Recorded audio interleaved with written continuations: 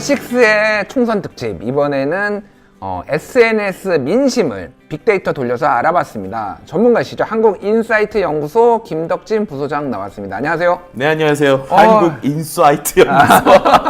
아유, 발음 역시 역시 프로 해설, 프로 MC답게 너무 좋습니다. 네, 막 지르는 거예요. 그냥 막. 인생이 원래 그냥 막 지르는 걸로 제가 유명합니다. 자, 오랜만에 뵙습니다. 네, 오랜만입니다. 요즘 바쁘셨어요? 요즘에요, 학교 하나 이 원격으로 출강을 강의하신다고 그랬잖아요, 그때. 네, 경희대에서 뭐 하나 하는데, 대학원에서 하는데, 이게 학교를 못 가니까, 학교를 저만 가요. 그러니까 정확하게 말하면 교실에 가서 저만 원격으로 수업을 하고 있고 학생들을 못 보니까 이게 내가 지금 강의를 하는 건지 방송을 하는 건지 약간 헷갈릴 정도로 뭐 그러고는 있습니다. 저도 사실은 이제 뭐 특강처럼 한번 와서 해달라는 게 한 3건인가 있었는데 다 취소됐어요, 이게.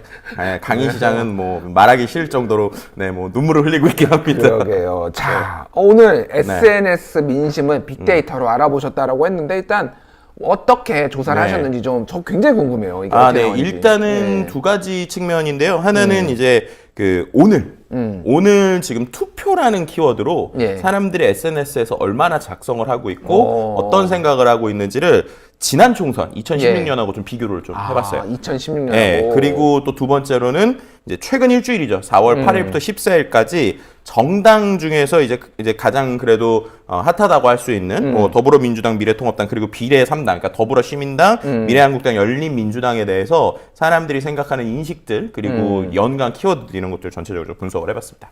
굉장히 궁금한데 일단 총선 투표율 아직 확정은 안 됐지만 굉장히 높아요 지금. 그렇죠. 그러면 이게 SNS에는 어떻게 반영이 됐는지 한번 궁금한데 어떻게 일단은 말씀하신 대로 투표율이 높잖아요. 그러니까 당연히 SNS 언급량도 엄청나게 많을 줄 알았어요. 근데 그렇지가 않아서 저희가 상당히 놀랐습니다. 그러니까 이게 2016년 4월 13일인데 아직 이게 이제 보시는 것처럼 2016년 4월 14일은 당연히 12시까지의 데이터고요. 그리고 오늘은 제가 이게 4시 35분에 한 거거든요. 그러니까는 아직 투표가 끝나지 않은 상황인데 근데 너무 눈에 띄게 차이가 나는 것들이 있어요. 저 4개만 본 이유는 이제 2016년하고 비교할 수 있는 데이터가 저 4개라서 그런 건데요. 일단은 뭐 블로그 같은 경우는 뭐 2016년 4월에 비해서 한 72% 정도 작성이니까 뭐 저거는 뭐 시간이나 이런 거 했을 때 그렇게 뭐 비슷하겠다라고 볼 수 있을 것 같은데 가장 큰 패턴이 커뮤니티랑 인스타그램이에요. 커뮤니티를 보시면 2016년에 비해서 오히려 3.6배, 거의 4배 이상 언급이 증가를 했습니다. 근데 반대로 인스타그램은요, 거의 5분의 1 수준으로 확 줄었어요. 그렇네요. 이게 아주 상당히 인상적이었어요. 또 트위터도 보시면 거의 40만 건 정도였는데 저것도 한 25%, 4분의 1 정도로 지금 뭐 4시까지긴 하지만 그렇게 좀 언급되어 있는 부분이 있었습니다. 자, 뭐 여러 가지 이제 SNS들인데 일반적으로 트위터나 인스타그램은 1인 중심이, 개인 중심이에요. 거기에 뭐 댓글도 달리고 소통도 하지만은 그리고 온라인 커뮤니티는 이거 가지고 한번 얘기 좀 해볼까라고 던져서 왁자지껄하잖아요. 이거를 그러면은 사람들이 혼자서 나 이번에 투표했어, 뭐 인증샷 찍고 이런 것들은 확 줄고 대신에 야, 이번 총선 도대체 어떻게 될 것 같아, 나 투표했는데 이게 늘었다, 이렇게 봐야 되나요? 어떻게 보면 그렇게 볼 수도 있고요. 우리가 보통 정치를 이제 이야기를 하는 사람들을 뭐 이렇게 나누기 좀 뭐 그렇지만 뭐 라이트 유저, 뭐 헤비 유저 이렇게 나눠서 평상시에도 정치에 대해서 많은 이야기를 하는 사람들이 있고 또 그렇지 않은 사람들이 있잖아요. 커뮤니티는 말씀하신 대로 커뮤니티의 뭐 성격이 다르긴 하지만 어디든 자기가 어떠한 그 관심사가 비슷한 사람들이 모여서 이야기를 많이 한단 말이에요. 그러니까 그런 사람들이 그만큼 대화가 늘었다는 거는 반대로 말하면 이번 총선이 과연 어떻게 될 것인가에 대해서 오늘 하루에도 계속 지금 많은 이야기가 나올 정도로 한쪽에서는 이제 뭐 우리가 이번에 이길 거야, 이쪽에서는 이길 거야, 아니야 잘 모르겠어 라는 게 확실히 2016년보다 다양하게 이루어지고 있다라고 볼 수 있을 것 같고요. 그다음에 인스타그램이 확 준 거는 제가 볼 때는 아무래도 인증샷이 예전보다 어려워진 부분이 있어요. 아시겠지만은 2016년엔 다 여기다 도장 찍었잖아요. 이번에 여기다 도장 찍으면 욕먹죠. 코로나인데 지금 비닐 장갑 끼고 이런 상황에서 이거 벗으면 의미 없지 않냐 이러면서 어떻게 보면은 인증샷이 확 줄었고요. 두 번째로는 거리가 별로 없어요. 그러니까 꺼리가 없다라는 게 이제 지난 총선 같은 경우에는 어쨌든 뭔가 우리가 즐길 거리나 아니면 일반인들이 보더라도 이슈가 될 만한 꺼리들이 있었는데 이번에는 그런 것들이 다 코로나에 묻힌 거예요. 그러니까는 뭔가 뭐 예를 들면처럼 뭐 심판론이라든지 아니면은 뭐 여러 가지 이슈를 잡으려고 했지만 일반적인 라이트 유저, 그러니까는 뭔가 정치에 대해서 평상시에 얘기 안 하시는 분들은 그렇게까지 뭐 즐길 것이 없었다라고도 볼 수 있을 것 같고요.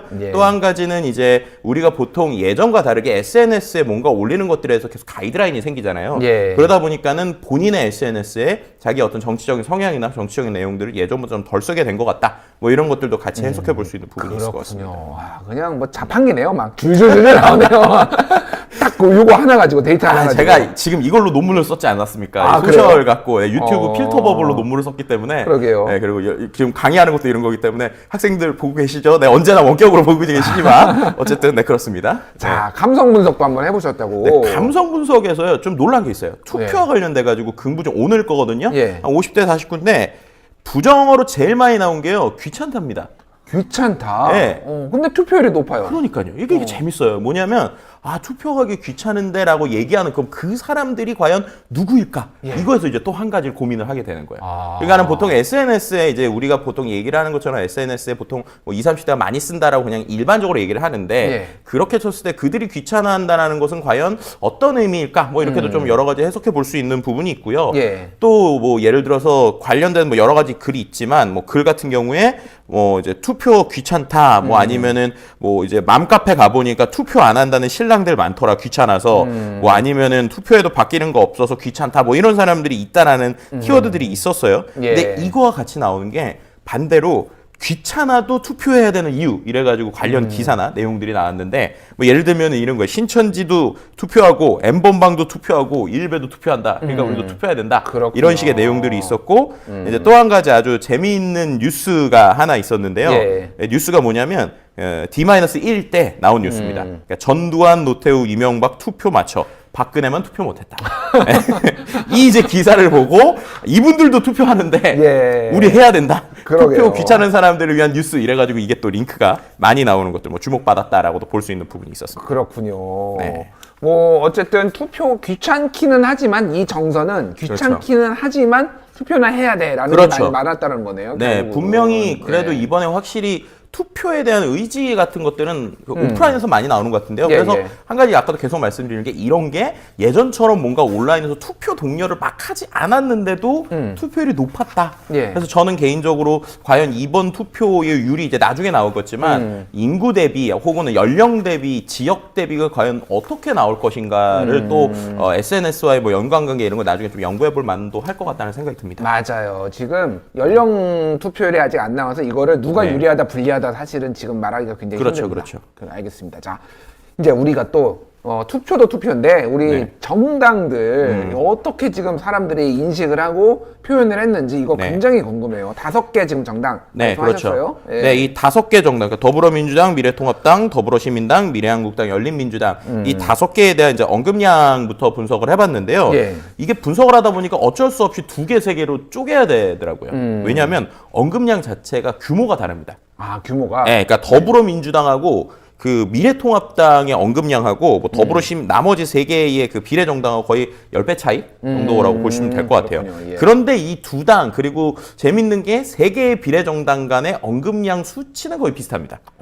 그래서 뭔가 그래요? 뭐 하나가 탁 튀어나왔다, 특출났다라고 얘기를 못해요. 그래서 이 부분 역시도 이번에 이게 좀 선거에 뭔가 과거와 다르게 엄청나게 뭔가 온라인에서 쏠릴 만한 이슈가 옛날보다 적었다라고도 해석해 볼 수 있는 부분이 있을 것 같은데요. 뭐 예를 들면 먼저 이제 민주당하고 미래통합당 일주일간의 언급량을 좀 살펴볼게요.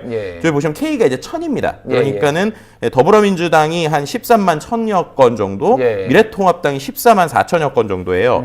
그리고 이제 뭐 자세히 뒤에 설명드릴 거지만 간단하게 한번 보시면 언론의 언급량이 이제 상당히 높은 것을 볼 수 있습니다. 언론 버즈라고 써있는. 언론 버즈. 저게 이제 거의 10만 건, 둘 다 10만 건 내외죠. 그래서 103이라는 게 10만 3천 건이니까 위에도 9만 7천 건. 그리고 개인 버즈, 그러니까 일반적인 SNS 언급량이 한 4만에서 3만 건이에요. 그러니까는 오히려 이 기간에 SNS에 사람들이 커뮤니티에 쓴 글보다 뉴스가 훨씬 많이 나왔다. 네, 그러니까 그만큼 이번에 어떻게 보면 개인적인 사람들의 관심보다 네, 그런 뉴스에서 계속 뭔가 아젠다 세팅하는 내용들이 많이 나왔다라고도 좀 볼 수 있을 것 같고요. 그런데 굉장히 눈에 띄는 게 다른 것들은 수치가 고만고만한데 부정이 미래통합당에 상당히 많아요. 네, 보시는 것처럼 부정 버즈, 저거는 이제 이 뒤에도 좀 설명을 드릴 거지만 우리가 알고 있는 막말 파문. 네, 그게 역시 부정 버즈의 가장 좀 큰 이슈가 됐었다라고 볼 수 있을 것 같고요. 재밌는 건 뒤에도 좀 얘기 드릴 거지만 긍부정에서 어떤 정당이든 긍정이 높은 당은 없습니다. 네, 전반적으로 좀 부정이 높긴 하고요. 네, 다음으로 3개 이제 더불어시민당, 미래한국당, 열린민주당을 좀 보도록 할게요. 보면 앞서서 보신 것처럼 민주당하고 미래통합당 13만 건, 14만 건이었는데 보시는 것처럼 더불어시민당, 미래한국당, 열린민주당 2만에서 15,000건 사이입니다. 네, 보시는 것처럼 뭐 더불어시민당 26,000건, 미래한국당 15,000건, 열린민주당 2만 건, 뭐 이 정도의 내용들이라고 볼 수 있을 것 같고요.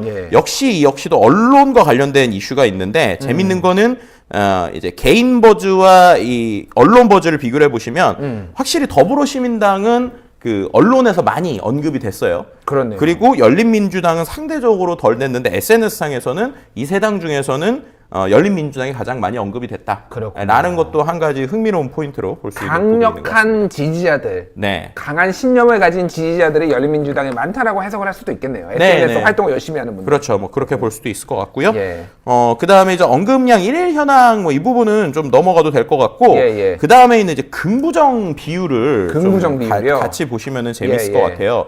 이 긍부정 비율 같은 경우가 기본적으로 그 채널별 종류랑 그 다음에 긍부정의 전체적인 내용들이 좀 있는 부분이 있어요. 그래서 제가 이제 그 준비를 해놓은 게 있는데 예를 들면은 더불어민주당 그리고 미래통합당 이 두 개에서 더불어민주당부터 한번 보도록 하겠습니다.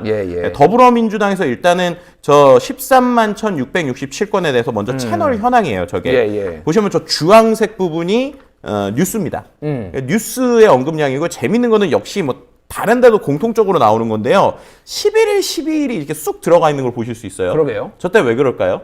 투표 날이었네? 아니요, 주말이라 그렇습니다. 아, 주말이라서? 주말에 뉴스가 신문에서 나오는 게 적다 보니까 저게 나오는 거예요. 그러니까는 이제 나머지 그 밑에 있는 SNS에 대한 그 언급량들의 비율은 거의 비슷한데 확실히 이 언론이 주도하고 있는 이슈들은 저는 이제 주말에 좀 확 준다라는 것들도 특징적인 부분들을 좀 같이 볼 수 있는 게 있고요. 뭐 그 다음에 있는 이제 그래서 더불어민주당의 긍부정 그 다음에 준비가 되는데 저기 나오네요. 긍부정 같은 경우 보시면 저 빨간색이 부정이고 파란색이 긍정이에요. 보시면은 쭉 가서 부정이 전체적으로 한 59%, 긍정이 41% 정도의 비율을 보여주고 있습니다. 그렇네요. 네, 뭐 일자별로는 뭐 특별히 뭐 하루 탁 튀는 날이라기보다는 최근 그러니까 4월 13일 같은 경우는 부정이 65%. 그러니까 오히려 민주당은 어제 그제 약간의 부정이 높아진 뭐 이런 부분들은 좀 볼 수 있었습니다. 그렇군요. 네.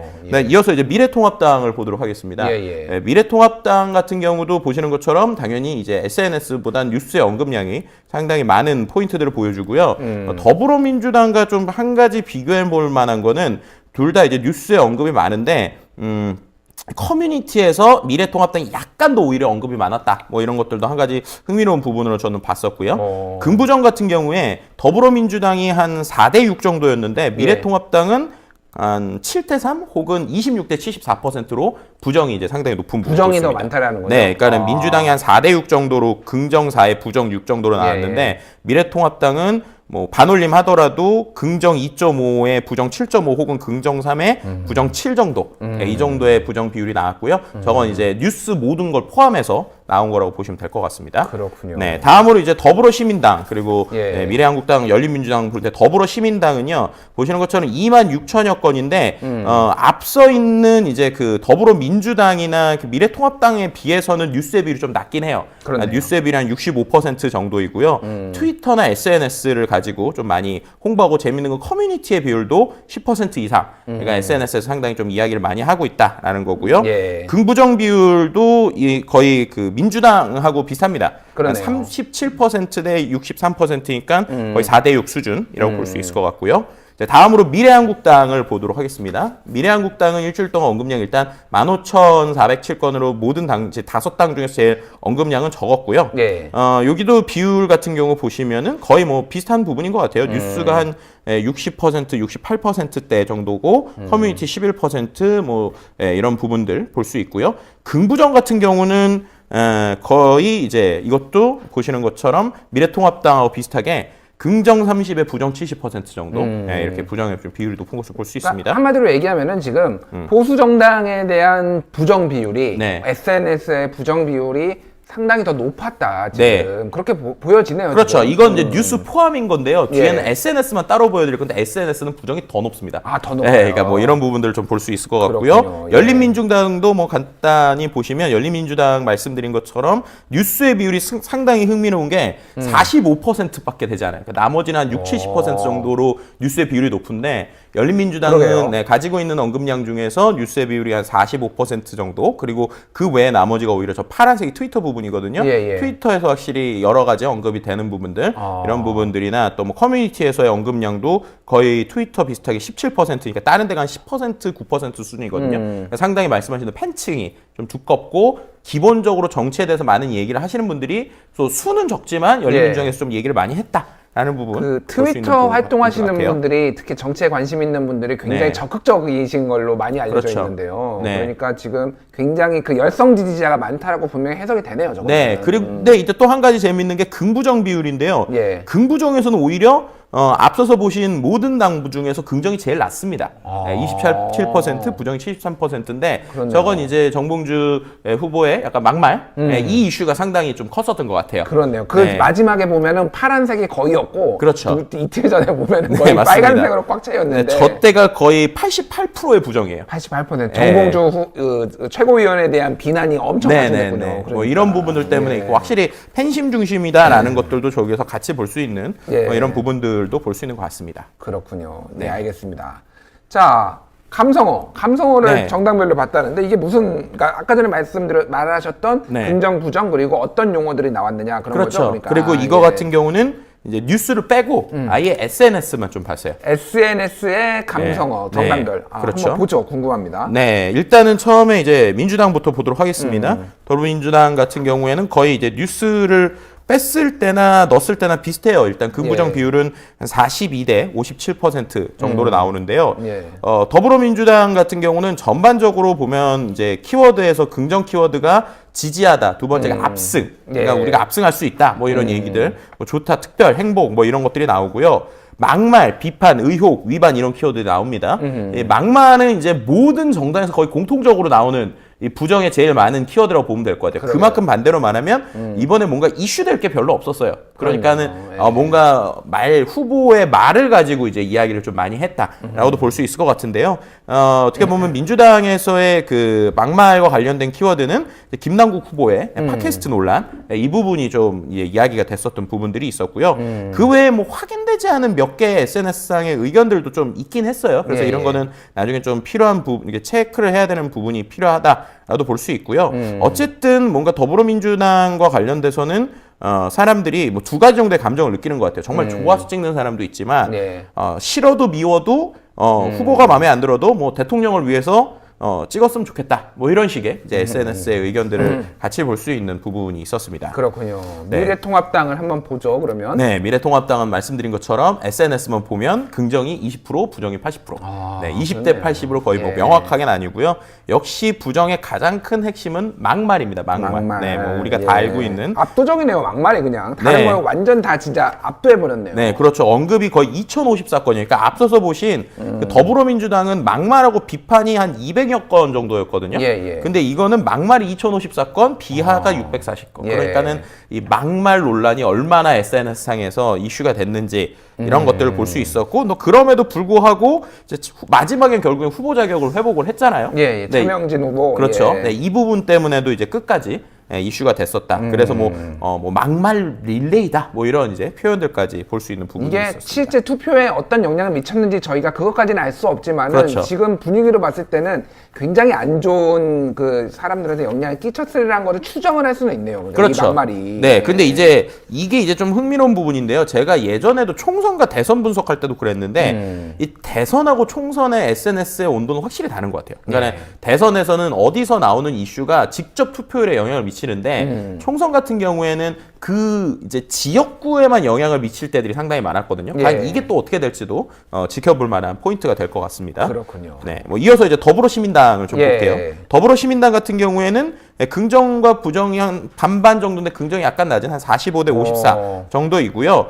이 부분은 그냥 이제 비례대표와 관련돼서 뭐 여러 가지 이야기가 나오는데 더불어시민당은 뭔가 특별한 이슈가 막 이렇게 SNS에서 나오진 않았어요. 그냥 뭐 지지하고 응원하고 뭐 전체적으로 잘 될 것 같다. 뭐 이런 것도 아니면은 이제 과반이 예를 들어서 더불어민주당과 더불어시민당 합쳐서 과반이 될 것이냐 안 될 것이냐 이 이야기를 가지고 뭐 나오는 뭐 이런 정도의 키워드다라고 볼 수 있을 것 같고요. 그러니까 여기에서 더불어시민당의 막말은 37건밖에 없어요. 네, 맞습니다. 미래통합당은 2,000건이 있었으니까 이게 얼마나 지금 미래통합당이 막말로 지금 고생을 했는지를 그러니까요. 알 수가 있네요. 네. 미래한국당 감성어는 더 갑니다. 더 간다는 게 뭐냐면요. 긍부정 역시 이제 3대 7 정도로 부정이 상당히 높은데 1위 키워드가 친일이죠. 친일. 그런 막말이 아니라 친일이네요. 그리고 2위가 막말입니다. 2위가 막말. 2위가 막말인데 뭐 아시겠지만 특히나 이제 그 비례 후보들 중에서도 뭐 여러 가지 이슈가 있었지만 그런 후보들에 대해서도 오히려 뭐 친일과 관련된 키워드들이 좀 나왔었던 부분들도 있었고요. 관련 막말이나 이런 것들 때문에 이런 글도 있더라고요. 후보면들만 보면 비례 후보 취지가 뭔지 뭐 이해를 못하는 것 같다. 뭐 이런 식의 SNS 글들도 볼 수 있었고요. 그다음에 이제 열린민주당. 그렇네요. 열린민주당 같은 경우에는 긍정 부정 SNS만 딱 봤을 때는 아까랑 좀 다르죠. 그러게요. 아까는 보면 뉴스가 합쳐졌을 때는 거의 뭐 부정이 압도적. 그렇네요. 이랬는데 이제 뉴스를 빼고 보면 확실히 긍정과 부정이 45대 54 정도이고 그리고 여기 나오는 것처럼 비판, 고발, 비난 뭐 이런 키워드들 결국에는 이런 부분이 있었고 한편에서는 이제 열린민주당하고 이제 뭐 민주당과의 관계에 대한 SNS 글들도 있었어요. 그러니까 뭐냐면 비판이라는 게 열민주당이 정의당의 지지율 상승이 열린민주당 비판하는 민주당에 있다. 뭐 이런 식의 주장이 있다. 뭐 이런 이야기들처럼 어떻게 보면 이번에 또 비례당과 그리고 그렇지 않은 당 간의 어떤 관계들이 어떤 결과를 낼지 이 부분도 좀 지켜볼 부분이라고 볼 수 있을 것 같습니다. 그렇군요. 자, 연관 검색어를 또 준비를 하셨는데 당별로 연관 검색어 어떤 게 나왔는지 좀 보도록 하죠. 네, 연관 검색어 같은 경우는 제가 한 화면에 정리했었던 버전도 좀 있는 것 같은데 혹시 그게 있는지 모르겠어요. 네, 일단 한 개씩 보도록 할게요. 더불어민주당 같은 경우 이제 이건 좀 빠르게 볼 수 있을 것 같은데요. 공통적으로 일단 그 당인데 그 당의 뭔가 카운터가 되는 그러니까 그런 당들의 키워드가 상당히 일단 많이 보입니다. 더불어민주당 같은 경우에는 뭐 미래통합당 그리고 이제 관련돼서는 이제 이 더불어민주당과 미래통합당에서 아주 이제 의미가 있는 부분이 어쩔 수가 없는데 더불어민주당에서 눈에 뜨는 키워드는 역시 이낙연. 그리고 미래통합당에서는 보시면 이제 미래통합당에서 황교안이라고 하는 이 두 개의 키워드가 나와요. 그러니까 나머지 그 후보에 대한 키워드는 상위권에 나오지가 않는데 이 두 사람의 매치가 어떻게 보면 역시 이번에 가장 상징적으로 볼 수 있다라는 부분도 같이 볼 수 있을 것 같고요. 더불어시민당 같은 경우에는 뭐 여러 가지 키워드 중에서 예를 들면은 정의당과 관련된 뭐 키워드, 그리고 뭐 국민의당 아니면은 뭐 정부 민생, 뭐 이해찬 뭐 유권자, 뭐 비례정당, 뭐 열린민주당 이런 전반적인 좀 키워드들이 보이는 것들을 볼 수 있고요. 이제 미래한국당 같은 경우를 보시더라도 여러 가지 뭐 키워드들이 그냥 같이 나오는데 후보보다는 이제 전반적으로 어떤 뭐 키워드나 내용들이 좀 나오긴 하지만 좀 이렇게 얘기하면 그렇지만 벙벙한 키워드들 이런 키워드가 좀 상위에 나오는 걸 볼 수 있고요. 뭐 열린민주당 역시도 좀 비슷한 키워드들을 볼 수 있는 것 같아요. 그래서 아무래도 좀 개인적으로 이 상위권의 키워드를 보면서 아쉬운 부분들은 뭔가 후보의 이름이나 아니면은 정책이나 이런 것들이 항상 좀 잘 나왔으면 좋겠는데 그런 것들은 거의 안 나오고 그냥 뭐 상대방 당에 대한 이야기 혹은 그 당과의 어떤 연관관계 혹은 비판 이런 키워드들만 상위권에 계속 나오는 게 개인적으로 좀 항상 아쉬운 부분이기도 합니다. 네, 잠시만 그 투표율 얘기를 좀 해야 될 것 같습니다. 지금 투표율이 62.8% 현 시각 기준으로 62.8%라서 상당히 높아지고 지난 2016년 총선 때 58%였으니까 4%포인트 이상, 거의 5%포인트 이상 올라갔습니다. 상당히 높은 수준이고요. 전남이 66%로 가장 높고 인천이 59.5%로 최저다라고 이제 집계가 됐네요. 이거는 더 저희가 추가로 확인해서 말씀드리도록 하겠고요. 지금 지상파 3사가 출구조사 발표 중이에요. 그런데 천천히 나오고 있으니까 저희가 이거를 다 종합을 해서 박준규 기자가 잠시 뒤에 브리핑을 하도록 하겠습니다. 자, 연관검색어 말씀하셨는데 당별로 연관검색어가 기간별로 좀 차이가 있다면서요? 네, 그러니까 일주일의 데이터잖아요. 예. 앞서서 보신 거는 그 키워드를 그냥 일주일을 다 합쳤을 때 있고요. 일자별로 한번 봤을 때 어떤 추이들이 보일까를 한번 봐봤어요.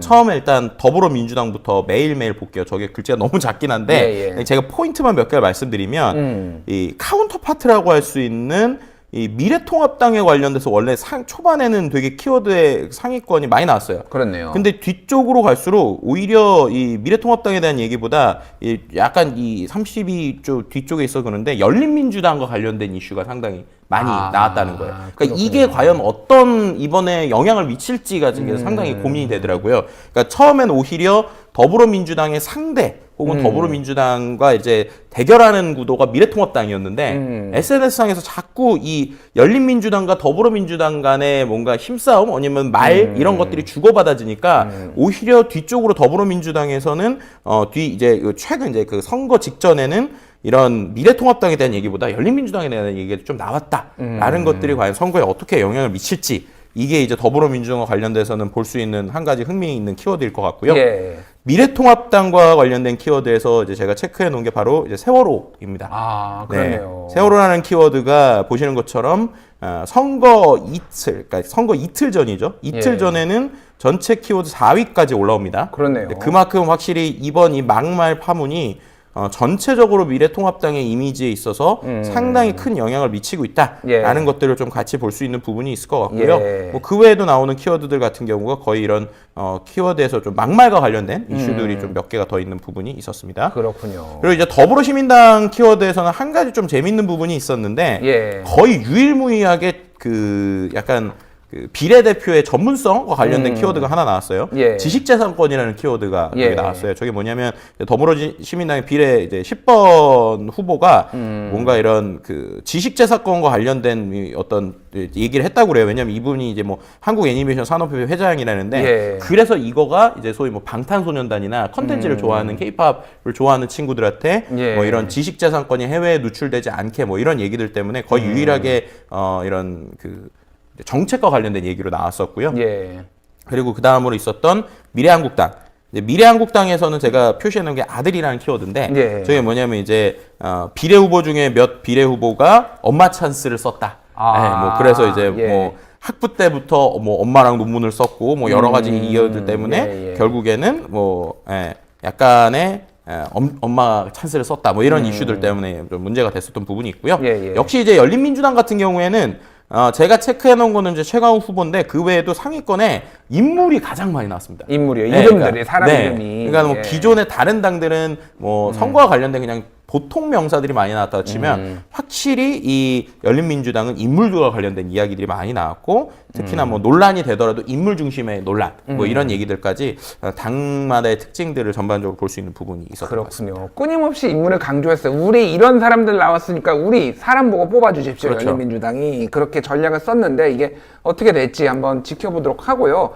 지금 뭐 간단히 언급만 제가 하고 분석은 잠시 뒤에 하겠는데 지금 각 언론사별 출구조사 결과가 나왔는데 민주당과 시민당이 압승하는 걸로 지금 나왔습니다. 최저 100, JTBC 같은 경우에는 최저 143에서 최고 175석까지 지금 얘기가 나왔어요. 그리고 미래통합당은 101석에서 134석으로 어떻게 이게 결과가 최종으로 나올지 모르겠으나 어쨌든 상당히 압승하는 걸로 나왔는데 이게 사실은 지난 2016년에도 네. 출구조사 다 틀렸거든요. 그렇죠. 다 틀렸어요. 그래서 네. 새누리당이 1당한다고 다 예상했는데 민주당이 1당했어요. 이거 아직 이거 방송사 놈들 믿으면 안 됩니다. 전 개인적으로 이번에 예. 민생당이 과연 몇 후보가 될지가 상당히 궁금해요. 예. 왜냐하면 그 생각보다 제가 오늘 선거 가서 놀란 게 예. 비례 투표지를 보고 1, 2번이 없다는 거에 놀라시는 분들이 많더라고요. 그러게요. 네, 그래서 맨 위에 있었던 이 3번 민생당이 그 예. 번호 효과를 과연 누릴 수 있을지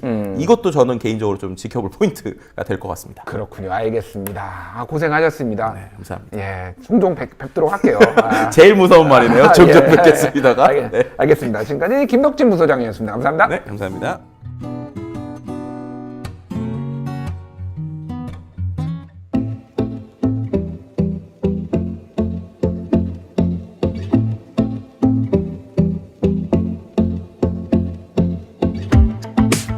예, 올해 총선 뭐 우여곡절이 굉장히 많았죠. 지금 투표는 사실상 끝이 났고요. 6시 15분 그리고 이제 총 출구조사 결과까지 발표가 된 상황입니다. 그래서 이거 지금 어떻게 결과가 나왔는지는 저희가 잠시 뒤에 다시 자세히 분석을 해드리도록 하고요. 지금은 주요 당의 비례 후보들이 어떤 분들이 있고 지금 그 투표 출구조사 결과 어느 정도 어떤 분들까지 지금 국회에 입성할 수 있는지 이런 것들까지 저희가 전망하는 시간을 좀 가져보도록 하겠습니다. 오늘 저희 하식스에 처음 모셔봤는데요. 푸푸스스라는 매체가 있습니다. 지금 뭐 아시는 분들 굉장히 많을 텐데 푸푸스의 칼럼니스트 임예인님 나오셨습니다. 안녕하세요. 안녕하세요. 예, 저희가 패친이에요. 네, 예, 그렇더라고요. 패친인데 처음 뵀습니다, 오늘. 뭐 사실 모든 패친을 다 아는 건 아니니까. 네. 근데 사실 굉장히 유명하신 분이에요. 저는 뭐 그 글들을 잘 즐겨서 읽고 있습니다. 지금 근데 하시는 일이 네. 한의사시라고요. 예, 본업으로는 이제 작은 한의원 하나 하고 있습니다. 한의원과 이 정치 칼럼은 좀 어떤 관계가 있는지 궁금하네요. 그냥 하시는 건가요? 사실 그쵸. 이거는 그 한의사 시작하기 전부터 블로그 활동 같은 거 하면서 정치 쪽 이런 글 쓰시는 분들이랑 인연이 닿아서 시작하게 예. 된 것 같습니다. 그렇군요. 네, 알겠습니다. 일단은 지금 사실 많은 분들이 개표 이제 출구조사를 많이 궁금해 하시는데 저희가 그거는 뒤에 잠시 말씀을 드리고 간단하게 요약만 해드리면은 지상파 3사가 조사한 결과에 따르면은 민주당 계열이 143에서 175 그리고 통합당 계열이 101에서 134 그래서 이렇게 나왔고 JTBC 같은 경우에도 민주당이 154에서 177 그리고 통합당이 107에서 131 정도로 많게는 한 30석 정도까지 차이가 나는 걸로 나왔습니다. 어떻게 보세요 이거는 일단? 그 결과대로라면은 일단 뭐 민주당이 굉장히 좀 유리한 상황이라고 할 수 있겠는데 방금 전까지 제가 출구조사를 보다가 왔거든요. 예. 실질적으로는 경합 지역이 수도권 중심으로 굉장히 아직 많고 특히 뜻밖의 이제 종로 지역 같은 경우에도 현재 어느 정도 좀 차이가 있긴 하지만 출구조사 결과상으로는 경합 지역으로 나오더라고요. 그 정도로 다양한 지역구들이 지금 아직 판을 완전히 까보기 전까지는 확신할 수 없는 상태인 것 같습니다. 맞아요. 이게 제가 아까 전에 계속 말씀드렸는데 방송사 출구조사 지금까지 다 틀렸습니다. 다 그렇죠. 틀렸고요. 네. 예, 내가 너무 이렇게 민주당 디시하시는 분들이 저희 채널에도 많은 거는 저도 알고 있는데 너무 지금 막 좋아서 낙관하시면 안 되고요. 끝까지 지켜보고 저희가 뒤에 다시 분석을 좀 해드리고 하겠습니다. 네. 자, 푸푸스스 노조위원장 겸 대기자라고 써 있어요. 한의사는 본업이시고. 네. 노조위원장이면 실제 노조가 있는 건가요? 노조가 있는 건 아니고요. 예전에 그 사장 지금 사주하고 계신 이승환 씨가 제 직함을 마음대로 빼앗아 가서 이렇게 된 이상 제가 노조를 한번 만들어 보겠다 하고 그렇게 해서 장난식으로 만든 겁니다. 사실. 그렇군요. 알겠습니다. 자, 푸푸스스가 굉장히 재기발랄한 글들을 많이 올려요. 유명한 매체고 2012년에 만들어져서 그때 당시에는 굉장히 뉴미디어? 새로운 매체로서 상당히 주목을 받았습니다.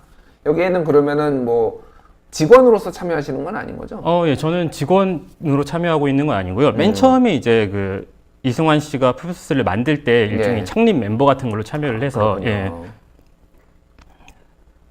그랬던 겁니다. 알겠습니다. 네. 자, 일단 저희가 4개 정당, 더불어시민당, 열린민주당, 미래한국당, 정의당 요 4군데를 보겠다고 준비를 해오셨는데 왜 이 4군데를 선정을 해오셨나요?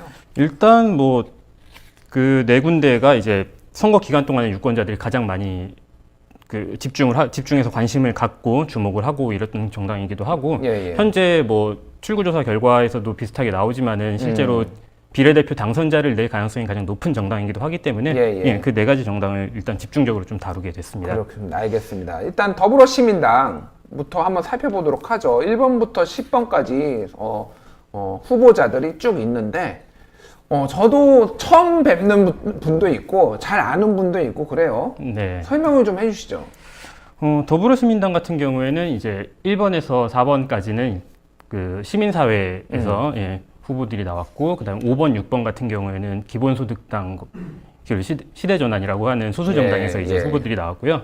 그리고 10번까지 나머지도 이제 시민사회에서 이제 시민당 자치적인 비례대표 후보들을 선발을 하고, 이제 그 이후에 11번부터 더불어민주당 일종의 본가라고 할 수 있겠는데, 거기에서 나온 후보들을 이제 11번부터 그 이후 후순위로 배치를 했습니다. 일단은 지금 지지율이나 이런 걸 보면은 한 14번 정도는 나올 것 같고, 그 얼마나 더 이제 뒤에가 받느냐, 뭐 이 정도인 것 같은데, 일단 앞순위 네 분, 시민사회계 네 분부터 한번 살펴볼까요? 좀 자세히? 1번 같은 경우에는 이제 신현영 후보시고, 이제 저희가 이제 키워드로 얘기를 하기로 이제 코로나19의 최일선이시고, 뭐 전문직이시고, 청년 의사시다라고 얘기를 했어요.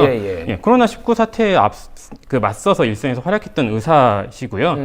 39세로 비교적 좀 젊은 여성 의사신데, 이미 의사협회 등 뭐 의사사회 쪽에서는 뭐 보험이사라든지 학술이사라든지 하는 여러 가지 경력을 쌓았던 인물입니다. 아마 이제 코로나19 사태가 워낙에 이번 총선의 그 키워드다 보니까 코로나19 사태에 우리 정당이 이만큼 잘 대처할 수 있다. 그리고 앞으로도 감염병이나 뭐 공공병원 같은 것들을 확충하는 데 있어서 이만큼 노력을 하겠다. 라는 뜻에서 모신 분인 것 같아요. 이번에는 모든 그 비례 후보들 중에서 의사가 다 약진했습니다. 국민의당 같은 경우에도 1번에 이제 코로나19 전사라고 해서 의사는 아니신데 이제 간호부원장 분을 또 모셨었고. 그렇군요. 자, 두 번째 2번 후보는 김경만 후보인데, 이분은 어떤 분이시죠? 이분 같은 경우에는 이제 중소기업 그 정책 전문가신데요. 중소기업 중앙회에서 이제 30년 동안 정책통으로 활동을 하시면서 97년 외환위기나 뭐 08년 글로벌 금융위기 같은 다양한 사건에서 활약을 해왔던 분이라고 해요. 썰에 따르면 이제 더불어시민당 측에서 이제 그 중소기업 중앙회 쪽에 그 정책 전문가를 추천해 달라고 요구를 하면서 일부러 어떤 그 경영자라든지 임원진 같은 그런 이름 있는 분들을 빼고 추천을 해달라고 했다고 합니다. 그 결과 이제 실제 중소기업 중앙회에서 정책통으로 활동하던 분이 전진 배치가 되셨다고 들었어요. 일꾼이 나왔네요. 그러니까. 네, 그렇다고 봐야겠죠. 그렇군요. 그리고 세 번째 권인숙, 이분은 굉장히 유명하신 분이에요. 네, 맞습니다. 권인숙 성고문 사건, 과거에 85년이었나요? 그때 있었던 그 당사자이신 것 같아요. 네, 86년에 있었던 사건인데요. 그 노동운동을 하시다가 이제 위장 취업 같은 걸 하셨으니까 이제 병철에 붙잡혔는데, 거기에서 성고문을 당하셨다고 해요. 근데 그게 말씀드렸던 것처럼 무려 1986년대 일이거든요. 폭로를 하더라도 제대로 된 수사가 이루어질 수 없는 그런 시대였고, 오히려 추문이라고 여성을 탓하던 시대였잖아요. 맞아요. 그런 시대에 앞장서서 문제를 제기했던 거죠. 실제로 그 당시에 검찰은 이제 성고문 사실을 확인을 하고도 이를 은폐했을 뿐만 아니라 뭐 권인숙의 고발이 운동권이 성마저 혁명의 도구로 삼는 증거다라고 얘기를 했었다고 합니다. 그렇군요. 그래서 일단 제일 유명하신, 아마 이 비례 후보자 중에서 제일 유명하신 분인 걸로 알고 있고, 자, 네 번째 이동주 이분도 정당인이라고 표기가 돼 있는데, 이분은 어떤 분인가요? 네, 이분도 그 2번 김경만 후보와 마찬가지로 그 정책통이라고 분류를 할 수 있을 것 같아요. 본인도 인천 부평에서 치킨호프집을 운영하던 자영업자 출신인데요. 그 본인도 자영업자 출신이던 이런 신분을 살려서 SSM 문제가 한창 촉발되던 시절에 중소상인들을 보호하기 위해서 상인대책협의회를 구성을 했었고요. 그 외에 이제 유명한 사건들로 이제 남양유업 갑질 밀어내기 사건이라든가 뭐 배상면주가 쪽에서도 또 밀어내기 사건 같은 것들이 있었을 때 그런 갑질들을 폭로를 내서 이런 대리점법 문제를 공론화했던 인물입니다. 그렇군요. 자, 죄송합니다. 더불어시민당의 비례 후보들의 특징을 좀 설명해 주시면 어떤가요? 사실 더불어시민당 같은 경우가 이제 미래한국당 전략의 대응하기 위해서 미래통합당 측에서 위성정당을 출범시켰 거에 이제 대응하기 위해서 급하게 출범시킨 위성정당이다 보니까 좀 상위 순번 같은 경우에는 조금 번갯불에 콩 구워 먹듯이 뽑았다라는 인상이 좀 있기는 합니다. 그렇군요. 그래서 검증이 부족하다는 비판에도 부딪히기도 했는데 하지만 그 덕분에 이제 2번 김경만 후보나 4번 이동주 후보처럼 뭐 정책통으로 이름이 높았던 후보들 뭐 어떻게 보면 소 뒷발에 이제 새인 것 같이 이제 찾은 인선이긴 하지만은 뭐 그런 뜻밖의 인선이 나오기도 했습니다. 그 외에도 이제 뭐 여기서는 소개가 안 됐지만은 그 정의기억연대 이사장 같은 분들 위안부 문제에 있어서 가장 대표적인 단체라고 할 수 있는데 윤미향 이사장 말씀하시는 거죠? 그런 분들도 이제 후보군으로 포함이 됐었고 다만 이제 본가인 민주당 후보들이 이제 상대적으로 앞에 말씀드린 것처럼 후순위로 밀리다 보니까 좀 정당 정치 측면에서는 좀 아쉽다라는 평가를 받기도 했고 또 과학계 쪽에서는 특히 이제 핵융합 국내 최고 전문가라고 할 수 있는 이경수 후보가 뒷순위로 밀린 거에 대해서는 아쉬워하는 목소리도 있고 그렇더라고요. 핵융합에 관련해서는 국내 최고 전문가인데 과학기술계에서는 이번에 굉장히 불만을 표시하고 있는 게 모든 정당에서 비례 후보에 과학기술계가 들어간 사람이 한 명도 없고 당선권에 없다고 지금 굉장히 분노를 좀 표하기도 합니다. 어쨌든 어쩌다 보니 일꾼들 뭐 이런 거네요. 전체적으로 뭐 너무 좀 부정적으로 보는 걸 수도 있는데 사실 좀 그런 면이 좀 있는 것 같습니다. 그렇군요. 자, 다음에 열린민주당 비례 후보들 한번 보도록 하시죠. 열린민주당 지금 몇 석을 가져갈지에 대해서는 좀 의견이 분분한데 지금 생각보다 의석수가 처음에 예상보다는 많이 안 나올 거다라는 지금 결과들이 나왔어요. 근데 어찌됐든 면면들을 보도록 하죠. 유명한 분들 많습니다, 여기. 네, 맞습니다. 누구를 좀 주목을 해야 되나요, 저 중에서? 일단 뭐 가장 유명하신 분이라고 하면은 뭐 이번에 최강욱 변호사 같은 경우에는 이제 그 검찰 개혁을 주장했던 법조 전문가로서 이제 문재인 정부의 공직기관 비서관이시기도 했고요. 4번 김의겸 후보도 정당인으로 나와 있지만 이제 실제로는 그 청와대 대변인 출신의 청와대 출신 정치인이시죠. 원래 언론인이죠, 언론인. 그렇죠. 30년 정도 있었던 한겨레 신문에서 30년 근무한 언론인이고요. 그 외에도 뭐 주진영 전 하나증권 사장 뭐 있고 황희석 법무부 인권국장 전 법무부 인권국장 그리고 뭐 김성회 뭐 이분도 정청래 의원 시절에 보좌관 활동을 하셨던 민주당에서 잔뼈가 굵은 분인데 이 중에서 이제 1번부터 4번을 좀 구체적으로 한번 봐보도록 하죠. 김진애 1번 받으신 1번 김진애 분은 이분은 의원이에요. 국회의원.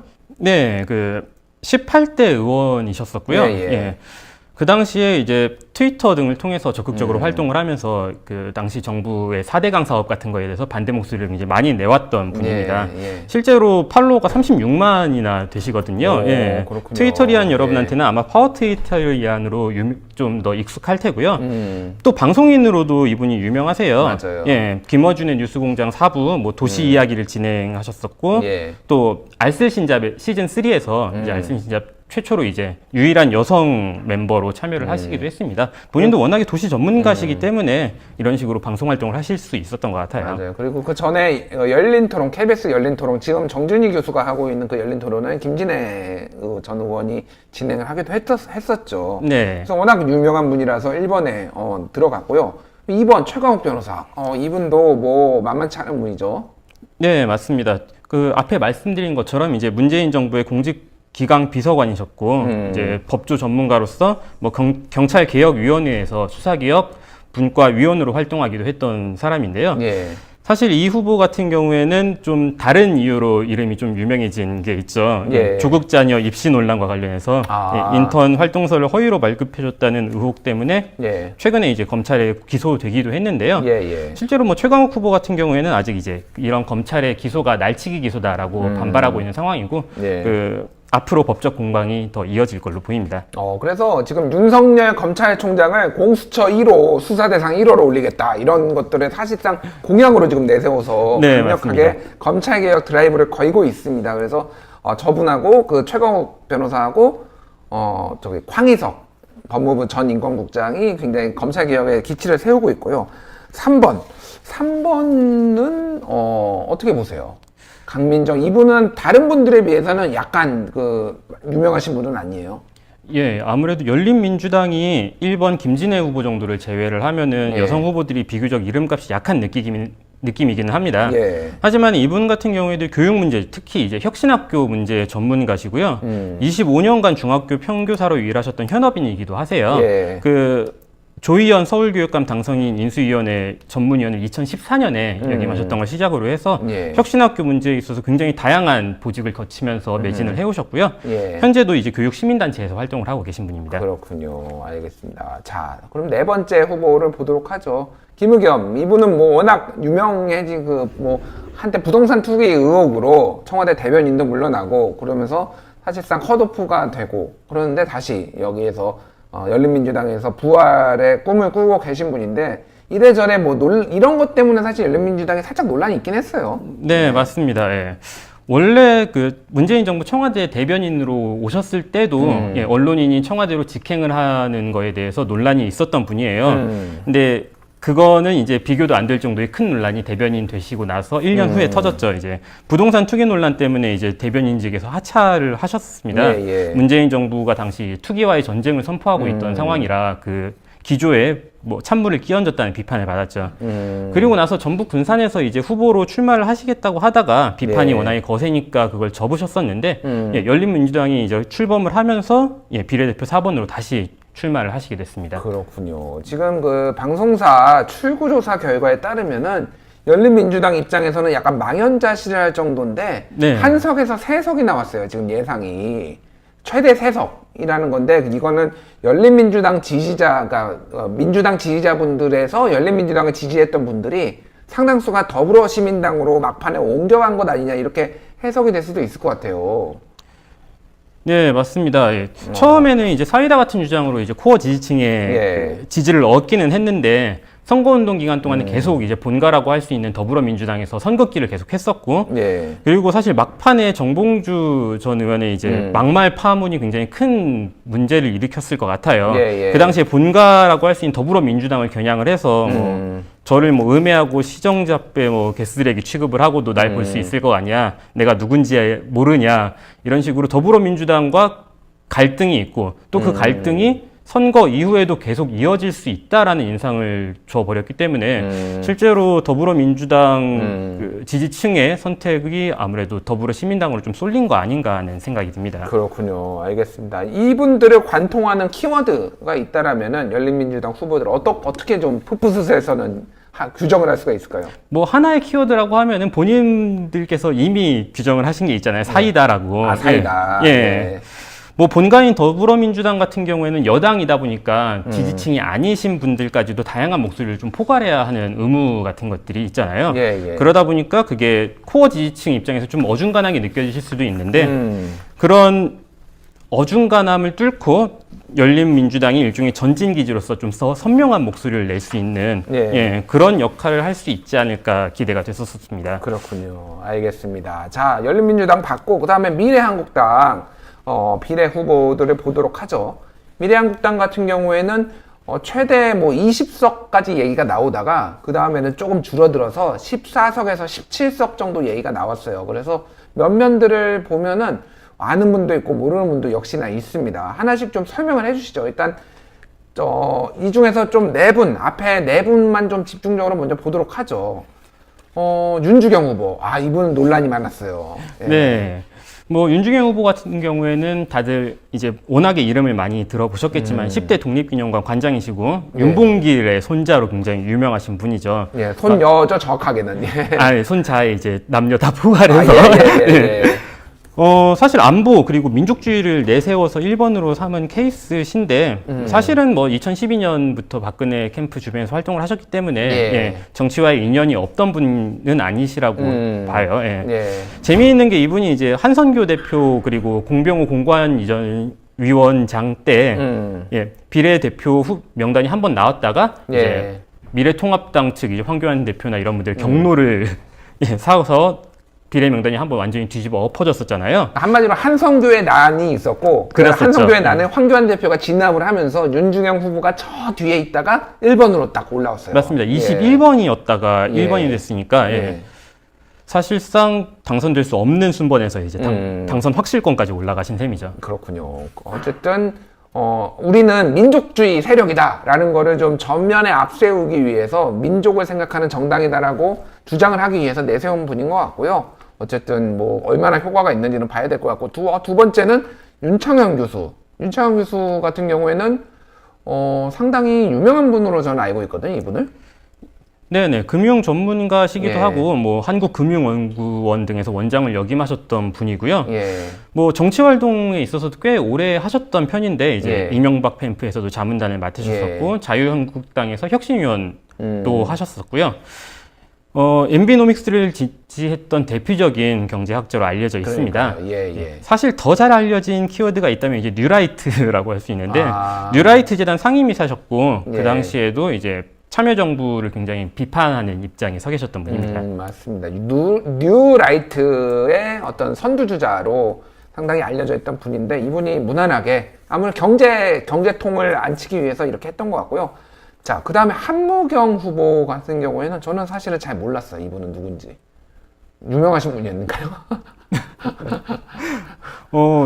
유명하시다면 유명하시다고 해야겠죠. 왜냐면은 여성 경제인이신데 이분이 굉장히 좀 대단한 인물이에요, 사실. 아, 그렇군요. 문헌정보학을 원래 전공하시던 분이고, 이제 대학 강사를 하시던 분인데, 98년 이제 IMF 구제금융 사태가 터졌을 때, 갑자기 이제 휴림산업이라는 회사를 인수를 하면서, 제조업 분야로 뛰어들어요. 그 당시에는 이제 만년 적자의 부채를 안고 있었던 회사였는데, 이 회사를 17년 만에 이제 연매출 8천억짜리 회사로 성장을 시킨 분입니다. 그러니까 일단 일종의 자수성가 여성 기업인의 이미지가 확 있군요, 이게. 그러다가 지금 여성경제인 협회장으로서 최근에 그 트럼프 대통령이 환영 만찬 때 유일하게 참석한 여성 경제인이시기도 하거든요. 어쨌든 굉장히 자수성가한 여성 기업인을 넣었고요. 네 번째, 이종성 사회복지사로 알려져 있는 이 후보도 전 잘 몰랐었어요, 사실은. 근데 장애인 몫으로 들어간 것 같네요. 그렇습니다. 사실 미래한국당의 상위 순번 중에서는 조금 이질적인 느낌이 드는 후보인데요. 자유한국당이 총선에 대비해서 영입했던 인재셨고 20년 넘게 장애인 복지 정책에 매진해왔던 이분도 전문가라고 할 수 있습니다. 그렇군요. 이분들을 관통하는 키워드가 있다면 미래한국당의 비례 후보 키워드 뭐가 있을까요? 4번 이종성 후보가 약간 좀 이례적인 인물이긴 한데 기본적으로는 안보 보수라고 볼 수가 있겠죠. 안보 보수. 실제로 뒷순번들을 보면은 좀 보수 언론의 이제 패널이라든지 아니면은 국정화 역사 교과서의 지필진이라든지 하는 더 좀 보수색이 선명하신 분들도 계시고요. 앞에는 좀 뭔가 민생 중심으로 내세웠다면 뒤에는 진짜 우리는 이런 사람들을 좀 쓰고 싶었어. 조수진, 동아일보, 뭐 논설위원 이런 분들이 좀 원래 1번이었어요, 그분이. 1번이었다가 5번으로 밀렸는데 어쨌든 국회의원은 되실 것 같네요. 한번 지켜보도록 하고요. 마지막으로 정의당 비례후보. 말도 많고 탈도 많았어요, 이번에 사실은. 진보진영 내에서는 이런저런 얘기가 많았는데 쭉 이제 눈에 띄는 거는 1번 류호정 후보 제일 눈에 띄네요. 어떻게 보시나요, 정의당 진용에 대해서는? 정의당이 이제 비례 순번을 짜는데 최상위 순번이 1, 2번을 아예 그냥 청년 명부 몫으로 할당을 했어요. 그래서 청년 명부로 배정된 사람들 중에서 이제 득표 1, 2등이 최상위 순번인 1, 2번을 차지하는 방식을 택했는데 실제로 최다 득표자는 4번의 배진교 후보인데 이제 4번으로 그런 이유로 해서 밀렸죠. 근데 그러다 보니까 청년 후보를 내세우는 것까지는 좋은데 최상위 순번 1, 2번이 사실 1.7% 정도 굉장히 낮은 득표율을 득표했던 후보들이거든요. 그리고 청년 후보들을 좀 앞세우고 인기 있는 사람들을 앞세우다 보니까 좀 당에서 오랫동안 일해왔던 후보들 그리고 당에서도 유능한 걸로 유명한 이제 정책통 후보들이 뒷순위로 다 밀려버리는 문제가 있었습니다. 인기 투표 아니냐 약간 논란이 있었어요, 정의당 이거를 결과를 당내에서도 비판이 많았습니다. 그렇군요.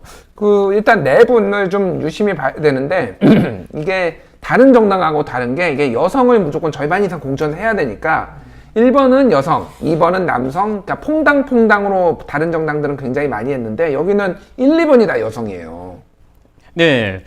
앞에 말씀드렸던 것처럼 최상위 순번 1, 2번을 전부 3번까지 여성이네요.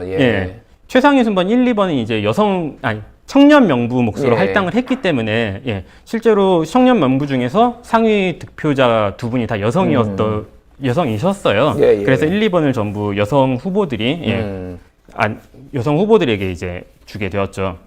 그렇군요. 자, 류호정 후보 같은 경우에는 게임 대리 게임 논란이 있었고, 굉장히 굉장히 어떻게 보면 정의당의 정의로운 정당이냐라는 이런 공격을 받는데 약간 일조를 했어요. 네. 상징적인 비례 1번이기는 한데, 말씀드렸던 것처럼 청년 명부로 올라서 낮은 득표율로 올라갔기 때문에, 예. 그것조차도 사실 공정 논란이 좀 있기도 했었고요. 그렇군요. 열정적인 게이머시고 게임 회사를 다니다가, 게임 업체에 입사를 했는데, 이제 노조 설립을 추진하다가 이제 권고 퇴직을 당하셨다. 그래서 노동운동을 시작하셨다라고 해요.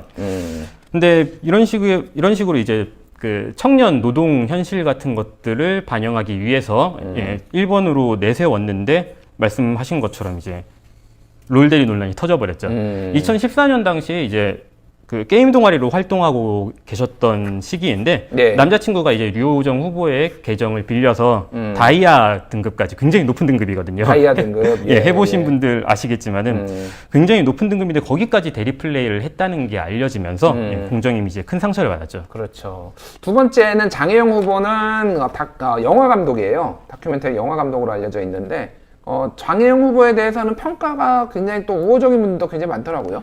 예, 오히려 비례 1번을 차지한 유호정 후보보다 이제 정의당의 청년, 장애, 노동 등 정책에 더 잘 반영할 수 있는 후보가 아니겠느냐라는 평가를 받으시더라고요. 예, 예. 실제로 이제 그 영화 얘기를 하셨는데, 예. 실제로 발달장애 동생을 이제 시설에서 데리고 나와서 함께 살게 된 과정을 다룬 다큐멘터리 영화입니다. 시설에서 인권 침해가 이루어지는 걸 뻔히 보면서도 장애인들 같은 경우에 현실적으로 그 시설에서 나올 수 없는 현실 같은 것들, 그런 것들을 목격을 하고 그 이후에 장애인 자립 문제에 대해서 고민을 많이 하셨다고 해요. 그렇군요. 자, 세 번째 강은미 후보 같은 경우에는 잘 모르시는 분들도 많을 텐데 좀 설명을 해주시죠. 예, 강은미 후보 같은 경우에는 이제 전 정의당 부대표시고요. 사실 민주노동당 때부터 계속적으로 활동을 해오셨던 짬밥이 있는 진보 정치인이세요. 예. 정계 입문 전에도 이제 육아휴직을 이유로 이제 부당해고를 당했다가 노동운동을 하셨던 적이 있다고 하시고요. 예. 정치인으로서는 이제 2006년에는 이제 광주 서구에서 구의회, 2010년에 또 광역시의원 이런 2014년에는 다시 또 시의원, 2015년에는 국회의원 재보궐, 2016년에도 또 국회의원 선거, 이렇게 계속해서 국회의원, 특히 이제 지역 정치, 정계에 도전을 해왔던 인물입니다. 예. 예. 아시겠지만 진보정당 같은 경우에는 지역구에서의 지지를 얻기가 좀 많이 힘들잖아요. 어렵죠. 예. 예. 말하자면 돈키호테처럼 계속해서 뛰어들었던 어떤 지역구를 뚫어보겠다라는 이상을 가지고 오랫동안 활동해왔던 진보 정치인이라고 할 수 있겠죠. 알겠습니다. 자, 배진교 후보는 어떤 분인가요? 배진교 후보 같은 경우에도 굉장히 진보 쪽에서는 대표적인 정치인 중에 한 분이세요. 예. 실제로 저번에 정의당에서 섀도우 캐비닛이라는 걸 발표를 하셨었는데, 예. 거기에서 이제 지방자치부 예비 장관으로 올릴 정도로 정의당에서는 꽤 능력을 인정받는 정치인입니다. 행정자치부겠죠, 그러니까 행자부. 네, 일종의 행정자치부 같은 조직인데 당시에 네. 정의당에서 이름을 그렇게 지방자치부라고 얘기를 했군요. 발표를 했습니다. 그렇군요. 인천 남동구청장을 역임을 하셨던 분이라서 정의당에서는 마찬가지로 굉장히 좀 드문 지역 일꾼이라고 할 수 있을 것 같아요. 그렇군요. 자, 이 정의당의 후보들을 관통하는 키워드는 어떤 게 있을까요? 참 정의당 같은 경우가 어렵죠. 사실 진보 후보들을 많이 내세우긴 했는데 결국 롤 대리 게임 논란 때문에 그 모든 노력이 약간 물거품으로 돌아간 느낌이 좀 있고요. 또 당내에서 오랫동안 활동해왔던 정치인들이 뒤로 밀려버리면서 처음에 말씀하셨던 것처럼 인기 투표라는 논란이 좀 있었습니다. 사실 노동이나 진보, 장애 등, 그리고 6번의 박창진 후보 같은 경우에도 유명한 땅콩항공 갑질 사건, 이런 사건의 주인공이시기도 하잖아요. 땅콩 회항. 땅콩 회항. 주인공이시기도 하잖아요. 그런 노동 같은 이런 정의당의 전공 분야에 있어서는 굉장히 후보 명단이 좋다라고 보이는데, 다른 정당도 다 마찬가지긴 하지만은 다른 분야, 예를 들어서 과학이라든지 경제라든가 이런 분야에 있어서는 조금 아쉬움이 또 있는 것 같고요. 그렇군요. 알겠습니다. 자, 정의당 같은 경우에는 방송 3사 출구조사에 따르면은 5석에서 7석. 그 지금 예측이 됐어요. 그러면은 지역구에서 만약에 한 석, 2석이라면 한 4, 5번까지도 무난히 지금 의석을 얻을 것으로 좀 예상이 됩니다. 그래서 저분들 지금 언급하신 분들이 다 국회의원이 될 것입니다. 그렇게 보시면 될 것 같고요. 어떻게 보셨나요? 좀 전체적으로 분석을 해보시니까. 사실 이번 선거에서 뭐 비례대표라는 게 사실 전문성 있는 인사가 들어와야 되는 통로고, 이제 소수자나 약자들이 이제 주목받을 수 있는 처음으로 이제 정치에 진입할 수 있는 그런 중요한 제도라고 할 수 있는데, 이번 선거 같은 경우에 준연동형 비례제를 맨 처음에 도입을 하게 됐었어요. 그래서 굉장히 많은 기대를 끌었고, 특히 진보정당 쪽에서는 더 많은 후보들을 국회의원으로 배출할 수 있을 거다라고 기대를 했는데, 실질적으로는 미래한국당이라는 위성정당이 출연을 해버리고, 거기에 대응 목적으로 이제 여당인 더불어민주당마저도 더불어시민당이라고 하는 위성정당을 출범을 시키면서 사실상 그 제도가 유명무실해진 건 물론이고, 사실 그렇게 번개불에 콩 구워 먹듯이 급하게 위성정당들을 다들 추진하다 보니까 후보들 몇 면이 좀 충분히 검증되지 못한 후보들이 많고, 또 시민들, 유권자들도 이 후보가 어떤 사람이다라는 거를 충분히 알 수 없었던 경우가 굉장히 많습니다. 그렇군요. 오히려 비례대표의 의의가 많이 좀 꺾여버린 깜깜이 선거가 되어버린 느낌이 좀 있었습니다. 그렇네요. 알겠습니다. 일단 저 의원들이 되시는 분들이 지금 대충 윤곽이 나왔는데요. 저희가 지켜보도록 하고 나중에 또 한번 평가를 활동해 보도록 하죠.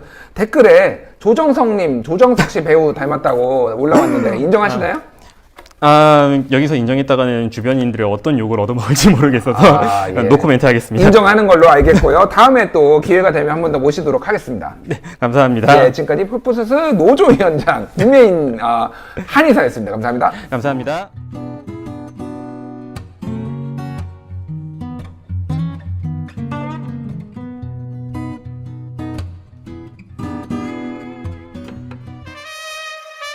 국민라디오 개국부터 지금까지 쭉 우리 1544 941 국민 대리운전, 이번엔 꼭 국민 대리운전을 부르리. 운전은 꼭 국민 대리운전. 공정언론 국민TV와 끝까지 함께하겠습니다. 1544 941 국민 대리운전.